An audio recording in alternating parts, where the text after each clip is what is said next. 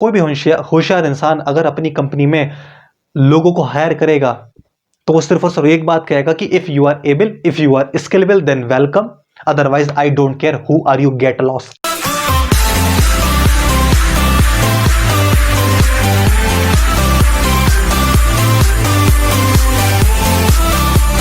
Hi youth, this is Shubham Mishra.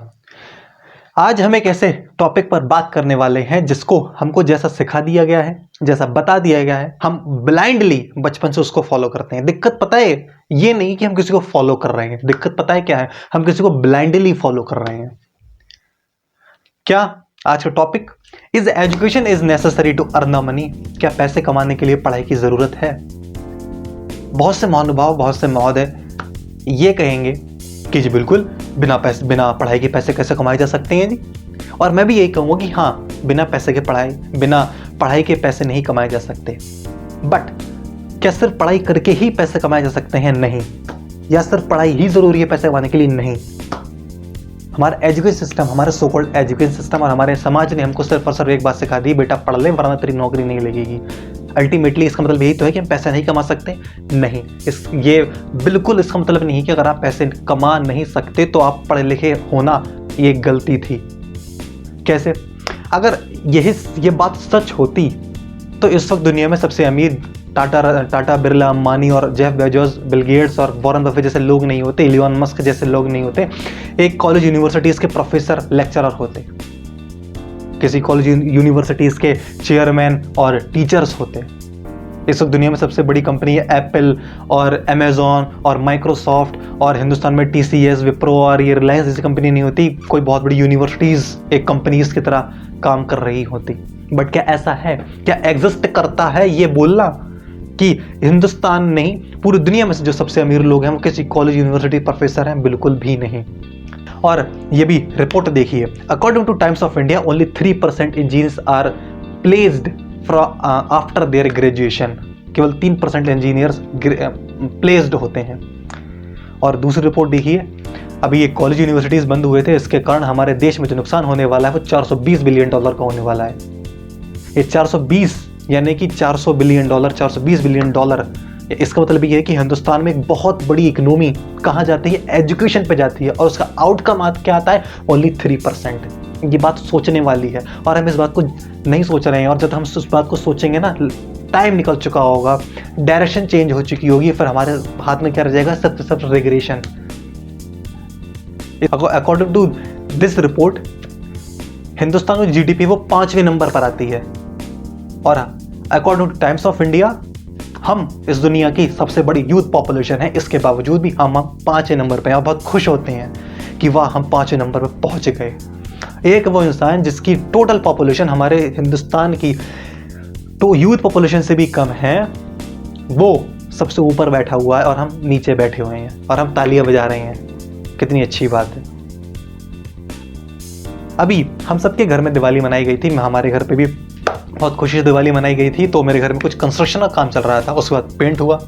तो मैंने painter से पूछा कि भैया एक चीज़ बताइए, अभी जैसे अभी तो सीज़न चल रहा है, अदरवाइज जब आपको सीज़न नहीं होता है या शादी या दिवाली नहीं होती है तो आपको बहुत दिक्कत होती है काम ढूंढने में? बोले नहीं, हमारे पास तो 12 महीने काम रहता है, 24 घंटे काम रहता है। मैंने कहा अच्छा। तो उन्होंने कहा कि हमारे पास हमेशा काम रहता है। तो मैंने कहा कि आपको महीने में कितने कॉन्ट्रैक्ट मीन्स ठेके मिल जाते हैं? उन्होंने कहा हमें 3, 4, 5 लगभग मिल जाते हैं। मैंने कहा एक ठेका लगभग कितने रुपए का मिलता है? बोले 10 से 15,000 रुपए का। अगर हम ऑन एन एवरेज बात करें तो अगर एक ठेका 10,000 रुपए का है और उनको 3 ठेके मिले तो एंड ऑफ द मंथ वो 30,000 रुपए कमा रहे हैं। एक गवर्नमेंट एम्प्लॉय के अकॉर्डिंग वो कमा रहे हैं। अब आगे सुनिए, मैंने उनसे कहा कि अब अभी ये लॉकडाउन हुआ था कोविड की वजह से, तो फिर आपको तो दिक्कत होती होगी, तो कहाँ से मिलता है? बोले नहीं, हमारे पास तो काम था और हम काम कर रहे थे। उस वक्त भी हम काम कर रहे थे। हाँ, बस शुरू में जब बहुत ज़्यादा स्टार्टिंग एज में हुआ था, बहुत ज़्यादा सख्ती हो रही थी और सब कुछ बंद कर दिया गया था, तो थोड़ा सा दिक्कत हुई थी। लेकिन उस वक्त भी हम काम कर रहे थे, उतना नहीं कर रहे थे, मतलब उस बेसिस पे नहीं कर रहे थे, लेकिन कर रहे थे। ये बोला कि नहीं, उस वक्त भी हमारे पास काम था, भले ही कम काम था, लेकिन उस वक्त भी हमारे पास काम था। फिर उन्होंने जो लाइन कही ना यार, वो हमेशा याद रखूंगा कि अभी उन्होंने कहा, मुझसे पूछा तुम पढ़े लिखे हो? मैंने कहा हाँ जी, मैं पढ़ा लिखा हूँ। तो उन्होंने कहा कि इस अभी जो लॉकडाउन हुआ था, इस लॉकडाउन में बड़े बड़े पढ़े लिखे लोग, बड़े बड़े होशियार लोग अपने घर में बैठे हुए थे और मुझ जैसा गंवार पैसे कमा रहा था। बोले कि मुझको अपना नाम तक लिखना नहीं आता, मुझको ये नहीं पता कि मेरा नाम कैसे लिखा जाता है। यार वो इंसान जिसको A for apple B for boy नहीं मालूम, वो इंसान लॉकडाउन में पैसे कमा रहा था। एक सब्जी वाला पैसे कमा रहा था, एक डेली शॉप वाला पैसे कमा रहा था, एक मिठाई वाला पैसे कमा रहा था, एक दूध बेचने वाला पैसे कमा रहा था। तो कि भैया हम भी दूध बेचने वाले बन जाएं, हम भी सब्जी बेचने लगे? नहीं सर, नहीं महोदय। यहाँ पर समझने वाली बात यह है कि क्या ऐसा है कि जिसकी वजह से वो पैसे कमा रहे थे बिना पढ़े लिखे होने के बावजूद? क्या? स्किल्स। अगर आप पास स्किल है then very good, otherwise there is no value of you and your character and your resume and your degree. कोई भी वैल्यू नहीं है। एक दूसरा एग्जांपल लेते हैं। अभी मैं कुछ दिन पहले हॉस्पिटल में गया था। हॉस्पिटल में रिसेप्शन पे गया, उन्होंने कहा कि आपको जो पेपर है वो 300 रुपये का। मैंने कहा ठीक है जी। फिर मैंने कहा कि वो कितनी देर ट्रीटमेंट दें, कितनी देर देखें डॉक्टर में? बोले 15 से 20 सेकंड। मैंने कहा बस? उन्होंने कहा हाँ। चलो ठीक है। उसके बाद मैंने दवाई ली और फिर वापस आ गया, और उन्होंने दवाई मुझे 5 दिन की दी थी, और वो जो पेपर था वो वैलिड भी 5 दिन के लिए था। मैंने सोचा यार किस लेवल बिजनेस चल रहा है कि एक पेशेंट को आप बुलाते हो, 5 दिन के लिए आप उसका पेपर बनाते हो और 5 दिन की दवाई देते हो, और साथ में तमाम जांच करवाते हो, तमाम टेस्ट करवाते हो, और फिर उससे बोलते हो कि अगले दिन अगले टर्न पर फिर आना, और फिर से आप करवाते हो। फिर और मैं जब रिसेप्शन में उनसे पूछा था कि डॉक्टर देख कितने पेशेंट लेते हैं एक दिन में? तो बोले 100 देख लें, 200 देख लें, 300 देख लें। अगर आप ऑन एन एवरेज बात करें 100 पेशेंट की, और एक पेशेंट 500 रुपये दे रहा है अस्पताल में दवाई और पेपर मिला के, मैंने टेस्ट सारे हटा दिए हैं, तो 500 रुपये इंटू 100 रुपये यानी कि 50,000 रुपये। अब मैं आपसे क्वेश्चन करता हूँ, पूरे हिंदुस्तान में कोई भी ऐसी जॉब है जो आपको 50,000 रुपये एक दिन में कमा के दिखा दे? नहीं। और उसके बाद हम क्या कहते हैं, भैया हमको सरकारी नौकरी मिल जाए। हम सरकारी नौकरी पीछे ऐसे इस कदर भाग रहे हैं जैसे वो मक्खनी एक मिठाई के टुकड़े पर बैठ जाती हैं जाके। कोई भी होशियार इंसान अगर अपनी कंपनी में लोगों को हायर करेगा तो वो सिर्फ और सिर्फ एक बात कहेगा कि if you are able, if you are skillable then welcome, otherwise I don't care who are you, get lost. मुझे कोई फर्क नहीं पड़ता कि तुम किस कॉलेज किस यूनिवर्सिटी से पढ़े हुए हो। मुझे सिर्फ इस बात से फ़र्क पड़ता है कि जो हमारी कंपनी की रिक्वायरमेंट है अगर आप उसको फुलफिल कर रहे हो तो बहुत ही अच्छा है, otherwise I am sorry. America को कंपेयर कर लीजिए हिंदुस्तान के यूथ पॉपुलेशन से, उसकी पूरी पॉपुलेशन इतनी नहीं होगी जहां यहाँ सिर्फ 18 से लेकर 24 साल के लोग हैं। वहां पर अगर कोई इंसान अगर भीख भी मांग रहा है ना तो वो गाना गाकर मांग रहा है। वहां पर कोई इंसान भीख भी मांग रहा है तो वो डांस करके मांग रहा है। वहां पर भगवान या किसी के नाम पर भीख नहीं मांगी जाती, वहां पर भीख भी स्किल के बेस पर मांगी जाती है। यहाँ पर अपनी बीमारी दिखाकर या रिश्तेदारी दिखाकर या कोई ऐसी वजह दिखाकर भीख नहीं मांगी जाती वहां पर।